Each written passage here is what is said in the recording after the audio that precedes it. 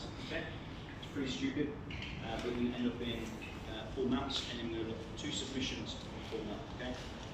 All right, so we just fly here in a good old time and push his head back. He falls down. He comes back up. And put my hands on his knees and go whoop, and end up in full mount. You'd be surprised how much that works.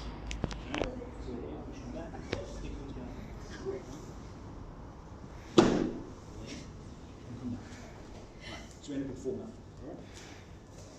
Now, we're going to set up for an arm triangle, okay? But we're not going to do the arm triangle. There's a little defense where they kind of answer the phone like that, and it makes it a little bit difficult to finish.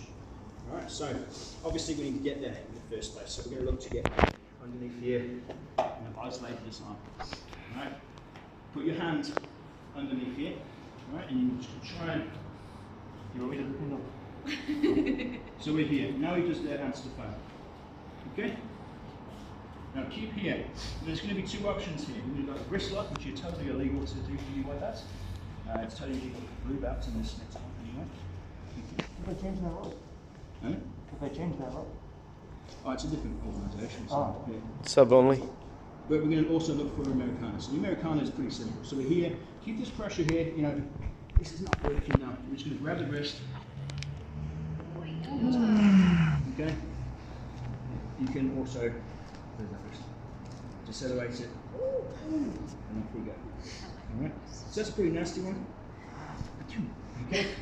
Right, but the other one is just a wrist lock. So we're just going to try and manipulate that. Alright. Look to keep the pressure on top of it. And off we go. Pretty simple, right? Ooh.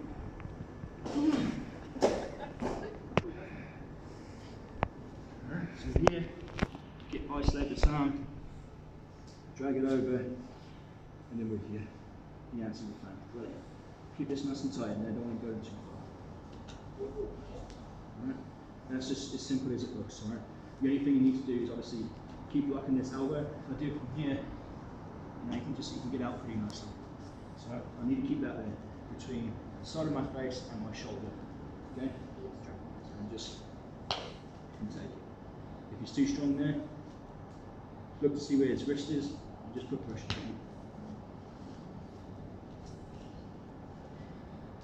it.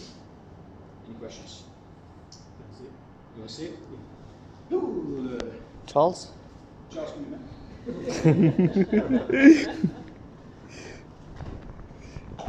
here, just push his back to the front.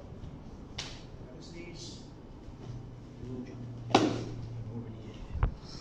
We're just going to look to isolate one arm. And then he's going to answer the phone. Don't know who he's calling. Emergency helpline's not going to help him, that's for sure. Okay, so you got your head and your shoulder basically squishing his head as well. Right? You're just going to look for a wrist lock at the moment because it's right there. Right, that's number 1. I don't want to pull your head, mate. There we go. Can, while he's on the telephone, change the direction of his wrist? Like it's like that. Can you go like that as Yeah, you well? can still go for a wrist lock like that as well. Okay. Yeah. Wrist lock, wrist lock. Just same, yeah, just press down. Same. Okay. Do you want to feel it again? No problem. So Change the direction of your hand. Over here, keep it nice and tight. Make sure his arm is wedged between your shoulder, his head, and the side of your head as well. Look to find it. Here we go. If you look for a wrist lock, just look what's going on. Just press it on. You're welcome. Be careful with the wrist lock, please. Wrist locks are very, they hurt, you know. Wrist locks kind of like, don't do wrist locks on people that have got sore wrists. You've got one, you've got one. Oh my gosh. Oh, my wrist! Oh. But yeah, there's a very fine threshold of like wrist locks when it comes to either it's uncomfortable or you're injured for a while. Just be very careful with that. Slowly apply pressure. Same with the other one, the American one. Just kind of slowly drag it until they tap. Just a good grab. Oh. Close.